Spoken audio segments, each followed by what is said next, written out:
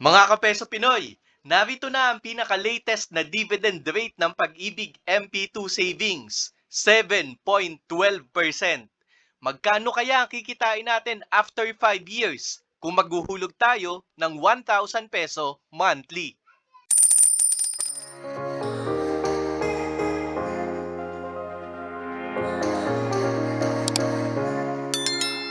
Ilagay na natin dito ang 1,000 peso monthly savings natin at mag-uumpisa tayo ngayong February 2026. Ilalagay natin dito ang 7.12% na dividend rate. Mga kapeso, ito ang gagamitin natin na dividend rate sa buong computation natin sa 5 taon. Pero itong disclosure mga kapeso, paiba-iba ang dividend rate na idinedeclare ng Pag-ibig sa kanilang MP2 kada taon. So, hindi ganun ka-accurate ang MP2 dividend rate na gagamitin natin sa loob ng 5 taon. Kung mas mataas sa 7.12%, aba, mas beneficial para sa atin. Kasi syempre, mas malaki ang kikitain natin. Kung sa mga susunod na taon naman, mas mababa sa 7.12%, medyo bababa ang kikitain natin sa ating Pag-ibig MP2. For the sake of our computation, we will use 7.12%. I-compute na natin ang unang dividend income. Ang nakalagay dito ay mga entitled months. Ibig sabihin sa February, 11 months na lamang ang natitira. Ibig sabihin yan, February hanggang December, kung bibilangin natin, 11 months na lamang siya. Kaya magiging pro rata muna ang dividend income na kikitain natin. That is 1,000 peso times 7.12% times 11 months, i-divide natin yan sa 12 months in a year. Ibig sabihin, ang dividend income mo ay 65 pesos. I-compute natin ang mangyayari sa 1,000 pesos mo. That is plus 65.27. Ito ang kikitain natin sa unang taon ng dividend income natin. Kung mapapansin nyo mga kapeso, simple interest method muna ang nangyari. Kasi hybrid ang pagkukompute ng MP2 or ng Pag-ibig sa kanilang MP2. Sa susunod na taon mga kapeso ng paghuhulog natin, kung mapapansin nyo, yung 11,391 pesos natin, magiging subject na agad yan sa buong dividend computation. Kung dati, 391 pesos, ngayon, 811 pesos na ang kikitain nung una nating inhulog na 11,000 pesos. Diyan na ngayon papasok mga kapeso ang tinatawag natin na compounding. Tuloy-tuloy tayo maghuhulog ng 1,000 peso kada taon sa 2027 kaya tuloy-tuloy din ang pagpasok ng dividend sa atin. Ganon din ang gagawin natin sa 2028, 2029 at 2030. Kung mapapansin nyo mga kapeso, ang pinakahuling hulog natin o yung 60th month ng 1,000 pesos natin ay January 2031. Kasi pagdating ng February 2031 o pagkatapos ng 5 taon ng paghuhulog natin, pwede na nating i-withdraw ang ating Pag-ibig MP2 kasi naka 5 years na tayo. Ang total na nahulog natin mga kapeso, 60,000 pesos. At ang dividend income na kinita natin, 11,855.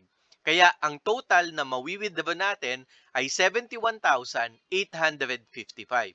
Ito ang mga usual na tanong natin. Sabi nila, what if yearly ang gawin ko? Pwede natin yan gawin mga kapeso. Ilagay pa rin natin dito ang 7.12% na dividend rate na kinita ng Pag-ibig MP2. Pero sabi nga natin, paiba-iba yan mga kapeso. Kung yearly deposit ang gagawin natin or 1,000 peso on a monthly basis, 12,000 pesos yan on a monthly basis.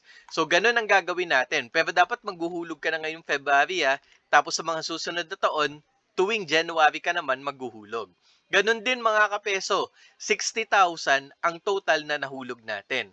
Pero ang dividend income agad niyan, 12,000 pesos times 7.12% times 11 months, i-divide natin sa 12 months. 783 pesos kaagad mga kapeso.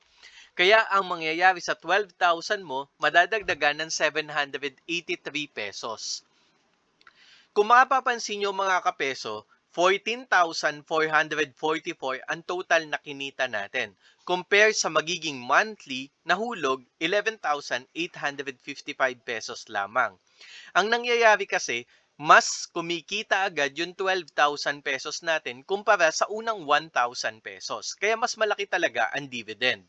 Kung mapapansin nyo mga kapeso, ang total na mawi-withdraw mo sa February 2031 ay 74,444.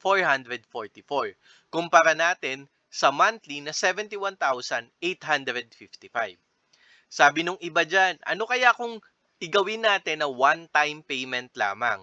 Halimbawa, 60,000 pesos may hawak ka ngayon mga kapeso. Pwedeng-pwede yan. Isabihin natin na ang gagamitin ulit na 7.12%. Pero paiba-iba yan mga kapeso ha. Hindi palaging 7.12%. Pwedeng mas mataas, pwedeng mas mababa. I-compute na agad natin ang unang dividend income mo. 60,000 times 7.12% times 11 months, i-divide agad natin sa 12 months. 3,916 agad. Unang taon pa lang, kumpara dito na 783. Kasi mas malaki ang base mo. Dito, 12,000. Dito naman, 60,000. I-compute agad natin ang magiging total money mo sa unang taon, 63,916. At pagkatapos nga ng 60 months, nakapaghulog tayo ng 60,000 pero ang makukuha natin 84,656. Compare sa yearly na 74,000 at monthly naman na 1,855. Pero kahit ano pa ang way mo ng paghuhulog ka peso, kikita ka sa Pag-ibig MP2 Savings. Gusto naming marinig mga kapeso, anong masasabi mo sa 7.12% na dividend rate ngayon ni Pag-ibig MP2 Savings? Pabor ba sa'yo? Masaya ka ba? I-share mo naman sa amin ang iyong feelings ngayong 7.12% na ang Pag-ibig MP2 dividend rate.